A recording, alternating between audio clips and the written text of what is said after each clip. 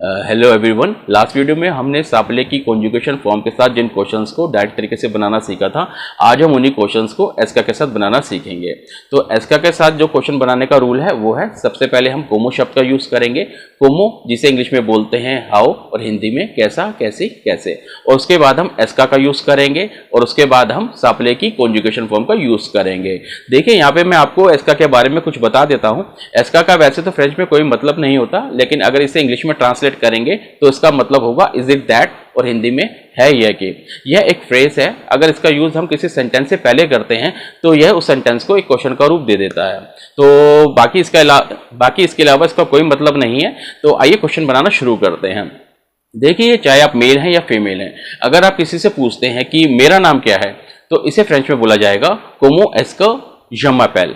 कोमो एस्का je m'appelle मतलब मेरा नाम क्या है या मैं अपने आप को कैसे बुलाता हूँ। तो ऐसे ही अगर आप किसी से पूछते हैं तुम्हारा नाम क्या है या तुम अपने आप को कैसे बुलाते हो, इसे फ्रेंच में बोला जाएगा कोमो एस्का tu t'appelles। कोमो एस्का tu t'appelles। तो ऐसे ही एक लड़का है या एक आदमी है, अगर आपने जानना है कि उसका नाम क्या है या वह अपने आप को कैसे बुलाता है, इसे फ्रेंच में बोला जाएगा कोमो est qu'il s'appelle। कोमो est qu'il s'appelle। तो ऐसे ही एक लड़की है या एक औरत है, अगर आपने जानना है कि उसका नाम क्या है, तो इसे फ्रेंच में बोला जाएगा कोमो est qu'elle s'appelle। कोमो est qu'elle s'appelle। तो ऐसे ही मान लीजिए आप दो व्यक्ति हैं, दो से ज्यादा हैं, मेल फीमेल भी हो सकते हैं, और अगर आपने जानना है किसी से कि हमारा नाम क्या है, तो इसे फ्रेंच में बोला जाएगा कोमो est que nous nous appelons।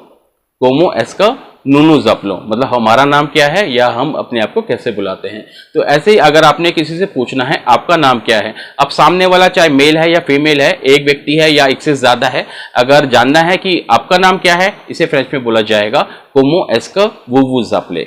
कोमो est que vous vous appelez।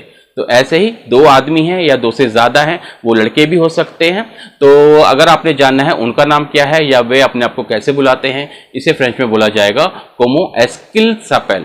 कोमो est qu'il s'appelle। तो ऐसे ही दो महिलाएं हैं या दो लड़कियां हैं या दो औरतें हैं या उससे ज्यादा हैं, अगर आपने जानना है कि उनका नाम क्या है, तो इसे फ्रेंच में बोला जाएगा कोमो est qu'il s'appelle। कोमो est qu'il s'appelle। तो ये था तरीका एस्का के साथ क्वेश्चन बनाने का। यहाँ पे मैं आपको एक बात और बता दूं, मान लीजिए एक आदमी और एक औरत साथ साथ खड़े हैं या आदमी और महिलाओं का ग्रुप खड़ा है, अगर आपने जानना है कि उनका नाम क्या है, तो इसे फ्रेंच में बोला जाएगा कोमो est qu'il s'appelle। कोमो est qu'il s'appelle। यहाँ पे हम कोमो est qu'il का यूज नहीं करेंगे। तो ये था तरीका क्वेश्चन बनाने का।